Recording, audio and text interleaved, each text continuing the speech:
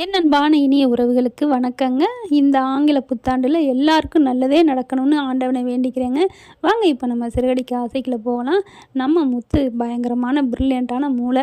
போயிட்டு பரசுக்கிட்ட போயிட்டு எப்போ வேணாலும் எங்கள் அப்பாவை பத்திரமா அனுப்பி வைங்க, அவர் உங்ககிட்ட தான் இருக்காருன்னு சொல்லிட்டு வந்துடுறாங்க. முத்து பேச பேச பரசு கண்ணில் மட்டும் இல்லைங்க, நம்ம கண்ணிலையுமே கண்ணீர் வருது தான். ஏன்னா அந்தளவுக்கு உருகி பேசுகிறாரு.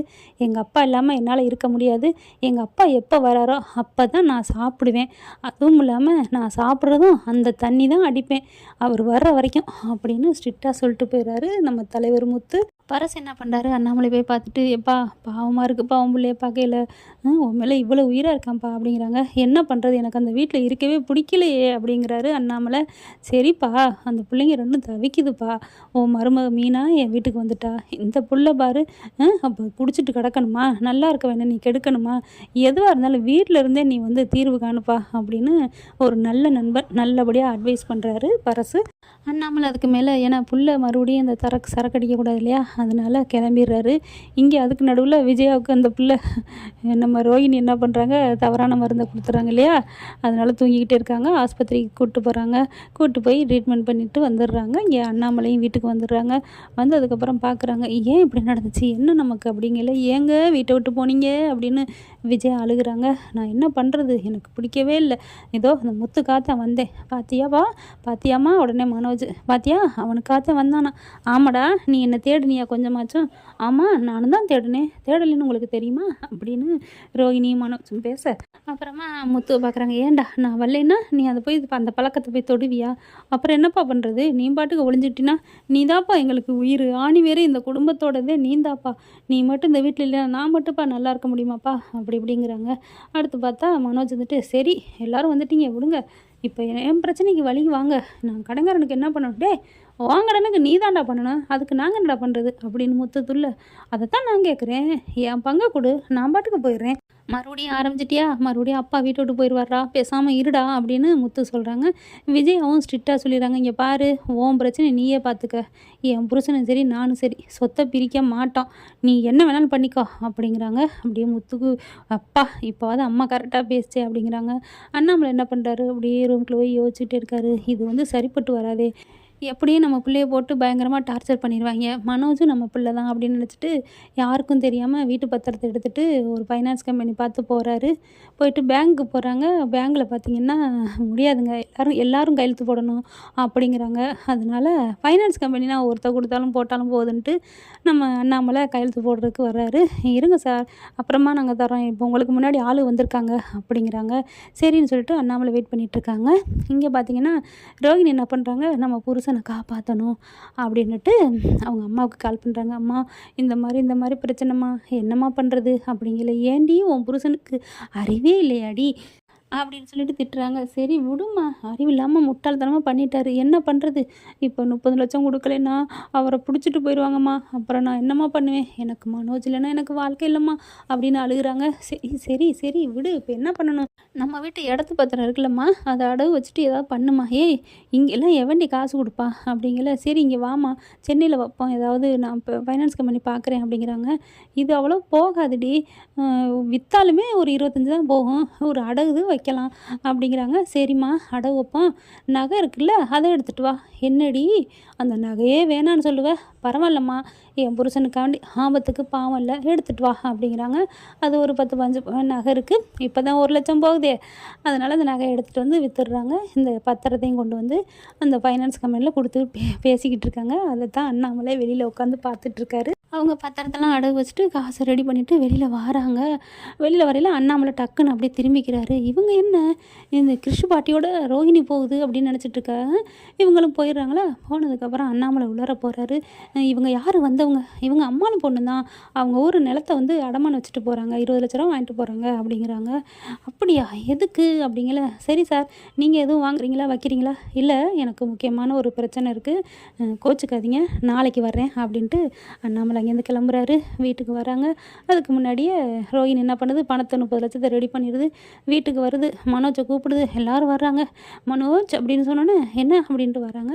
உடனே ரோஹிணி என்ன பண்ணுது, என் புருஷனுக்காக இனிமேல் யாரும் ஒத்த பைசா செலவு பண்ண வேணாம், வீட்டையும் அடமான வைக்க வேணாம், யார் கையெழுத்து எங்களுக்கு தேவையில்லை, என் புருஷனுக்காக நான் ரெடி பண்ணிட்டேன் அப்படின்னு 30 லட்சத்தை கொடுக்குது மனோஜ்கிட்ட. மனோஜ் என்ன பண்ணுறாரு, ரோஹிணி அவனுக்கு பணம்னா வாய் ஃபுல்லாக முகம் ஃபுல்லாக பல்லு தெரியும், அப்படியே பல்ல காமிச்சிட்டு ரோஹிணி எப்படி ரோஹிணி இவ்வளோ பணம் அப்படின்னு சொல்லிட்டு, பார்த்தீங்களாடா டேய் என் பொண்டாட்டி பாருடா, என் பொண்டாட்டினால தானே எல்லாரும் சொன்னீங்களேடா அப்படிங்கல முத்து பார்க்குறாரு. டேய் கூறு கட்டவனே, நீ தாண்டா உன்னால தானே உன் பொண்டாட்டியை திட்டுனா அடித்த, நாங்கள் ஒன்றும் சொல்லலடா அப்படிங்கிறாரு. ஐயோ ஆமாம்ல அப்படின்னு ரோஹிணியை பார்க்க, ஆமாடா முட்டா பையில, நீ தாண்டா ரூம்குள்ளே விட்டு என்னை சாத்துன்னு என்னாலன்ட்டு இப்போ அவங்கள சொல்கிறியோ அப்படிங்கிற மாதிரி ரோஹிணியோட மைண்டு வாய்ஸும் பேசிக்கிறது உள்ளுக்குள்ளே. அடுத்து பார்த்தா அண்ணாமலையும் வராரு. வந்தோடனே, அப்பா இங்கே வா, ரொம்ப பெருமை பேத்துனீங்களே, என் பொண்டாட்டி பார், எனக்கு வாழ் வெளிச்ச தெய்வம், அம்மா பாத்தியா என் பொண்டாட்டினால எப்படி நல்லா நடந்திருக்கு, 30 லட்ச ரூபா நான் இப்போயே ஃபைனான்ஸ் கரெக்டாக கொடுக்க போகிறேன். இவனுக்கு அப்படியே ரொம்ப சந்தோஷப்பட, சரி காசை கொடுத்துட்டு வரட்டும் அப்படின்னு ஒன்றும் சொல்ல முடியாமல் உட்காந்துருக்குறாங்க. முத்துவை கூப்பிட்றாரு அண்ணாமலை. முத்துக்கிட்ட சொல்லுவோமா, யார்கிட்ட சொல்கிறது, ஒன்றும் புரியலையே, அம்மா பொண்ணுன்றாங்களே, அப்போ அந்த அம்மாவோட பொண்ணு கல்யாணி, இந்த பொண்ணு தான் கல்யாணியா அப்படிங்கல ரோஹிணியும் மனோஜும் பணத்தை கொடுக்குறதுக்கு ரெடி ஆகுறாங்க. அதாவது அந்த ஃபைனான்ஸ் கரண்ட்டை கொடுக்குறதுக்கு வெளியே கிளம்புறாங்க. அந்த சமயம் கல்யாணி அப்படிங்கிறாரு அண்ணாமலை. டக்குன்னு ரோஹிணி ஒரு நிமிஷம் நின்று திரும்பி பார்க்குது. அண்ணாமலைக்கு தூக்கி வாரி போடுது. என்ன கரெக்டாக திரும்பி பார்க்குறாளே அப்படிங்கிற மாதிரி. என்ன ரோஹிணி நீ நினைக்கிற, இல்லை அங்கிள் கல்யாணின்னு சொன்ன மாதிரி இருக்கே அப்படின்னு சொல்கிறாங்க. இல்லைம்மா கிறிஷு அம்மா கல்யாணி இறந்தாங்கல்ல அப்படி இப்படின்னு ஏதோ மாற்றிடுறாரு. அதுக்கப்புறம் ரோஹிணி சரின்ட்டு வெளில போகுது. என்னன்னு தெரியலையே மாமா அப்படி சொல்கிறாரே அப்படின்ட்டு போகிறாங்க. காசையும் இங்கே கொடுத்துட்டு அவங்க கையெழுத்து போட்டதையும் வாங்கிட்டு வந்து கொடுக்குறாரு பெருமையாக. இந்தாங்க அப்படின்னு சொல்லி கொடுத்தோன்னே, இப்போ உண்மையை சொல்லுவோமா வேணாமான்னு அண்ணாமலை நெஞ்ச பிடிச்சிக்கிட்டு இருக்காரு. அண்ணாமலை ஒரு மாதிரியாக இருக்கிறத பார்த்துட்டு முத்து மீனாலாம் ஏமாமா அப்படி இருக்கீங்க, ஏப்பா அப்படி இருக்கீங்க கேட்குறாங்க. ஒன்றும் இல்லைடா ஒரு மாதிரியாக இருக்குடா அப்படிங்கிறாரு. அதுக்கப்புறம் இந்த குடும்பம் எப்படியோ என்னான்றதாலும் சரி அவங்கவுங்களுக்கு ஜோடி ஆயிடுச்சு. இந்த கிருஷ்ணு தான் ரோஹிணியோட பிள்ளையா, அந்த பாட்டி இவங்க அம்மாவா, ஐயோ எனக்கு ஏன் இப்படி சோதனை அப்படின்னு நொந்துக்கிறாரு நினச்சி. அடுத்து பார்த்தா பரவாயில்ல எப்படி அவள் இருந்தாலும் புருஷனுக்காக இவ்வளோ இது பண்ணுறா அப்படிங்கல மனோஜா கைவிட்டுற மாட்டா. இவன் ஒரு முட்டா பைய, இவனுக்கு அவள் தான் கரெக்டாக இருக்கும் அப்படிங்கல இந்த ஜோடியை நம்ம ஏன் பிரிக்கணும், அதனால் இருக்கட்டும் அப்படின்னு சொல்லாமல் மறைக்கிறாரு. அதுக்கப்புறம் மனோஜுக்கு தலைகால புரியலை. அப்படியே ரோஹிணியை தூக்கிக்கிட்டு போய் ரூம்குள்ளே வச்சு, ஐயோ என் பொண்டாட்டி அப்படின்னு பூவள்ளி தூவுறதும் கட்டி பிடிக்கிறதும் முத்தம் கொடுக்குறதும், விடு என்னை ரொம்ப திட்டினில்ல நேற்று அடிச்சில்ல, இப்போ என்ன, ஐயோ அது நாரவாய் மனோஜ், இப்போ நல்ல வாய் மனோஜ், ரோஹிணி என்னை மன்னிச்சுக்கோ அப்படின்னு காலில் விழுகிறேன், அப்படியே கட்டி பிடிக்கிறேன். ஐயோ ரோஹிணி எனக்கு கிடைச்ச பொக்கிசனி, நீ மாதிரி ஒரு பொண்டாட்டி யாருக்குமே கிடைக்காது ரோஹிணி.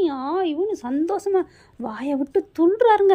ஆமாங்க, திண்ணையில் படுத்துக்கிட்டவனுக்கு திடுக்குன்னு வந்துச்சான் வாழ்க்கை அப்படிம்பாங்க இல்லையா, அந்த மாதிரி தான் கொலை பசியில் இருந்தவனுக்கு பிரியாணி கிடச்சா எப்படி இருக்கும், அள்ளி அடிப்பான்ல, அந்த மாதிரி மனோஜ் ரொம்ப சந்தோஷப்படுறாரு.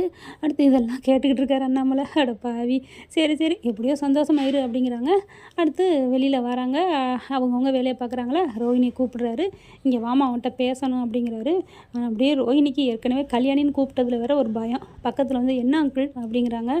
நீ மனோஜை கடைசி வரைக்கும் கண்கலமாக பார்த்துக்குவியா அப்படிங்கிறாங்க. ஐயோ என்ன அங்கிள், அவருக்காக நான் இவ்வளோ செய்கிறேன், நான் என் உசுறு அங்கிள், அவர் மனோஜுக்காக தான் நான் எல்லாமே பண்ணிகிட்ருக்கேன் அப்படிங்க. ஆமாம்மா எல்லாமே பண்ணிகிட்ருக்க கல்யாணி அப்படிங்கிறாரு.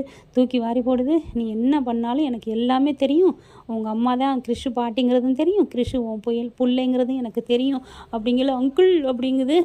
ஏமா அப்படி பண்ண அப்படிங்கல. இல்லை அங்கிள் அது வந்து அங்கிள் அப்படிங்கிறாங்க. நடந்த வாழ்க்கையை கொஞ்சம் ஓரலாக எடுத்து சொல்கிறாங்க. மீனா கிட்ட சொன்ன மாதிரி எல்லாத்தையும் சொல்கிறாங்க. ஆனால் மீனாவுக்கு தெரியும் அப்படிங்கிறத சொல்லலை. அப்புறமா பார்க்குறாங்க. அங்கிள் நான் மனோஜ்னா உயிர் அங்கிள், ஆண்டிக்கிட்ட சொல்லிடாதீங்க அங்கிள், நீங்கள் ரொம்ப நல்லவர், நான் வந்ததுலேயே இந்த வீட்டிலையே ரொம்ப தங்கமானவங்க நீங்கள் தான் அங்கிள் அப்படின்னு ரோஹிணி ரொம்ப அழுகுது, காலை பிடிச்சி கெஞ்சுது. சரின்ட்டு இரு முத்து வரான் அப்படின்னு சொன்னேன். டக்குன்னு எந்திரிக்குது. முத்து வந்து என்ன பரலமா எங்கள் அப்பா கல்லாம் விழுகிற அப்படிங்கிற. டே விடுறா, அதுக்கு என் புருஷன் வந்து நல்லபடி ஆகிட்டாரு, அவரை திட்டாதீங்கன்னு சொல்லுது, வேற ஒன்றும் இல்லை போ அப்படிங்கிற. போகாமல் நிற்கிறாரு. டே முத்து போடா, போயிட்டு எனக்கு ஒரு மாதிரியா இருக்குது, ஒரு ஜூஸ் வாங்கிட்டு வா அப்படின்றாரு. வெளியில் அனுப்பிவிட்டு மறுபடியும் ரோஹிணிகிட்ட பேசுகிறாங்க. என் பிள்ளைய நீ நல்லபடியாக பார்த்துக்கம்மா, நீ பார்த்துக்குவேங்கிற தைரியத்தினால நம்பிக்கை நம்பிக்கையில் தான் உன்னை நான் யாருக்கிட்டையும் காட்டி கொடுக்கல. அங்கிள் நீங்கள் என் தெய்வம் அங்கிள் அப்படிங்கிறாங்க. அப்பா ஒருத்தருக்கு உதவி பண்ணிட்டா தெய்வம். இப்போ மனோஜ் எப்படி ரோஹிணி தெய்வம்ட்டாங்க, இப்போ ரோஹிணி அண்ணாமலையை தெய்வங்கிறாங்க. நல்ல வேளை அண்ணாமலை உன்னை நான் ஒன்றும் காமிச்சு கொடுக்க மாட்டேன் அப்படின்னு ரோஹிணிகிட்ட சொன்னதுனால நீ தப்பிச்ச, இல்லைன்னா உனக்கு ஒரு பாயாசத்தை போட்டுரும் இந்த ரோஹிணி புள்ள. அதனால் அண்ணாமலை தப்பிச்சிடுறாரு. அப்பாடா, வீட்டுக்கு பெரிய பில்லர் தூணு அவருக்கே தெரிஞ்சிருச்சு, இனி யாரும் நம்மளை ஒன்றும் பண்ண முடியாது அப்படின்ட்டு அவங்க வேலையை பார்க்க போகிறாங்க. இது எல்லாத்தையும் கேட்டுக்கிட்டு இருக்காங்க மீனா. அங்கிள் மாமா அப்படின்னு வராங்க. அப்படியே பார்க்குறாரு. பரவாயில்ல மாமா, எனக்கு எல்லாமே தெரியும். என்னம்மா சொல்கிற, எனக்கு அந்த ஊரில் கிராமத்தில் வச்சே தெரியும், அதனால தான் நான் பித்து பிடிச்ச மாதிரியே இருந்தேன். உனக்கும் தெரியுமா, நான் தேவன் மனிதருள் மாணிக்கம் உண்மையை மறைச்சிட்டேன்னு நினச்சா நீ என்னை விட மனிதருள் மாணிக்கம் மறிக்கியே அப்படிங்கிறாரு. என்ன பண்ணுறது அங்கிள், குடும்பம் ஒத்துமையாக இருக்கணும்ல. நீ உண்மையிலே இந்த வீட்டுக்கு கிடைச்ச மகாலட்சுமிமா, நீ தெய்வமா. பார்த்தீங்களா, இப்போ தானே ஃப்ரெண்ட்ஸ் சொன்னேன், ஒருத்தருக்கு ஒருத்தர் உதவி பண்ணால் தெய்வத்துக்கு சமமாகும். அதனால் எல்லாருமே விட்டு கொடுத்து எல்லாருமே நல்லா இருப்போம். இப்படிலாம் போனால் நல்லா தான் இருக்கும். பார்க்கலாம் ஃப்ரெண்ட்ஸ் என்ன நடக்க போகுதுன்னு. தேங்க்யூ. இந்த வீடியோ உங்களுக்கு பிடிச்சிருந்தா தயவு செய்து லைக் பண்ணுங்க. இன்னும் அப்டேட்ஸ்க்காக சேனலை சப்ஸ்கிரைப் பண்ண மறக்காதீங்க. நம்ம கிட்ட இருக்க எல்லா சேனல்ஸோட லேட்டஸ்ட் வீடியோ அப்டேட்ஸ்க்காக மேல ரைட் சைடுல காட்டுற லிங்கை கிளிக் பண்ணி வாட்ஸ்அப் குரூப்ல ஜாயின் பண்ணுங்க. உங்களிடம் விடைபெறுவது நான் உங்கள் மெஹர்.